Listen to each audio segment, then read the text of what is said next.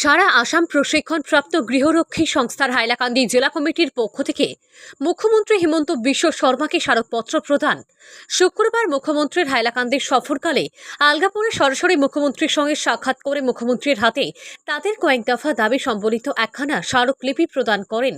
সারা আসাম প্রশিক্ষণপ্রাপ্ত গৃহরক্ষী সংস্থার কর্মকর্তারা তাদের দাবিগুলির মধ্যে রয়েছে ডেপুটেশনের নির্দেশিকা প্রদান, শূন্য পদে পর্যায়ক্রমে ডেপুটেশনের মতো সুবিধা থেকে বঞ্চিত না করা, শূন্য পদের সংখ্যা বাড়িয়ে ন্যূনতম জীবন জীবিকা নির্বাহের সুবিধা প্রদান ইত্যাদি।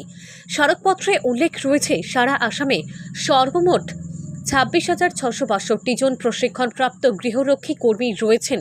এর মধ্যে দফায় দফায় 16,000 কর্মরত রয়েছেন, বাকি 10,662 জন কর্ম থেকে বঞ্চিত রয়েছেন। তাছাড়া হাইলাকান্দি জেলায় সর্বমোট 700 জন প্রশিক্ষণপ্রাপ্ত গৃহরক্ষী কর্মী রয়েছেন। খালি পদ রয়েছে 154টি, তন্মধ্যে মাত্র 80 জন কর্মী কর্মরত আছেন। প্রতি 6 মাস পর পর তাদের 80 জন কর্মী কাজ করে আসছেন বলে সংবাদ মাধ্যমে প্রতিক্রিয়া দেন সংস্থার সভাপতি গিয়াসউদ্দিন চৌধুরী। মুখ্যমন্ত্রী হিমন্ত বিশ্ব শর্মা তাদের স্মারকলিপি গ্রহণ করে আশ্বাস দেওয়ার মুখ্যমন্ত্রীর প্রতি গভীর সন্তোষ প্রকাশ করেন তারা। উপস্থিত ছিলেন সারা আসাম প্রশিক্ষণপ্রাপ্ত গৃহরক্ষী সংস্থার হাইলাকান্দির জেলা সভাপতি গিয়াসউদ্দিন চৌধুরী, সাধারণ সম্পাদক মান্না জ্যোতিনাথ, সেলিমউদ্দিন লস্কর, আব্দুল মুহিস লস্কর, সন্তোষ কুমার চৌধুরী, শাহিদুজ্জামান বড়ভূইয়া ও হেলিমউদ্দিন বড়ভূইয়া প্রমুখ। আমার হাইলাকান্দি ডিস্ট্রিক্টর আমি দুটো অসম প্রশিক্ষণপ্রাপ্ত গৃহরক্ষী সংস্থার প্রেসিডেন্ট গিয়াসউদ্দিন চৌধুৰী, লগতে আছে আমাৰ সেক্ৰেটাৰী মান্না জ্যোতিনাথ। আমাৰ লগত দুটা সংস্থা একেলগত হৈ কিনে আজি আমাৰ হাইলাকান্দি ডিস্ট্ৰিক্টত CM ছাৰ আহিছিলোঁ।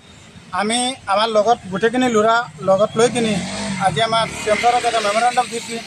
মেমৰেণ্ডামত উল্লেখ আছে যে গোটেই অসমৰ যিমান আমাৰ 26,662 জন ল'ৰা আছে, কৰ্মস্থ তলত আছে 16,000, এনে ডিউটি নাপায় 10,662 জন ডিউটি নাপায়।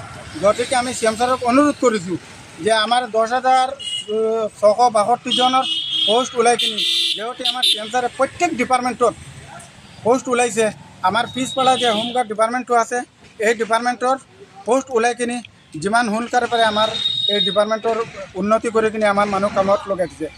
গতিকে আমাৰ ল'ৰা ছোৱালী এইখিনি বহুত দিগদাৰ হৈছে, স্কুলত পঢ়া শুনা দিগদাৰ হৈছে। আমাৰ দুখীয়া মানুহ আজি আমাৰ ৰাজ পোছাক লৈ কিনি ডিউটি কৰি কিনি 6 মাহ পিছত আমাৰ উদ্ধ হৈ যায়, পিছত আমাৰ বেলেগ হাজিৰা কামত যাব লাগে। সেইটো কাৰণে আমাৰ লাজৰ কথা হয়।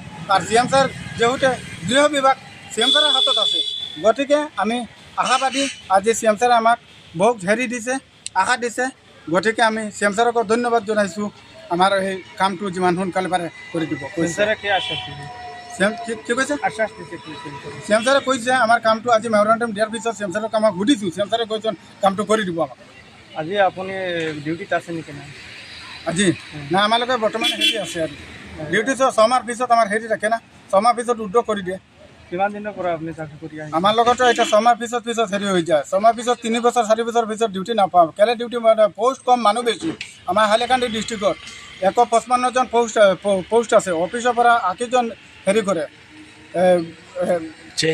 চেঞ্জ হয়, আৰু বাদ বাকী 700 মান ল'ৰা বহি আছে। পোষ্ট নাই, গতিকে মানুহ এনে বেকাৰ ঘৰত বহি আছে। সেইটো কাৰণে বেলেগ কামত যাব লাগিছে। সেইটো কাৰণে আমি SP CM ছাৰক আমি অনুৰোধ কৰিছোঁ, আমাৰ পোষ্ট ওলাই কিনি ৰেলৱে ডিপাৰ্টমেণ্ট আছে, হস্পিটেল আছে, এইবিলাকত দিব পাৰে। আপোনাৰ গোটেই কতজন আছে? গোটেই অসমৰ 26,662 জন আছে।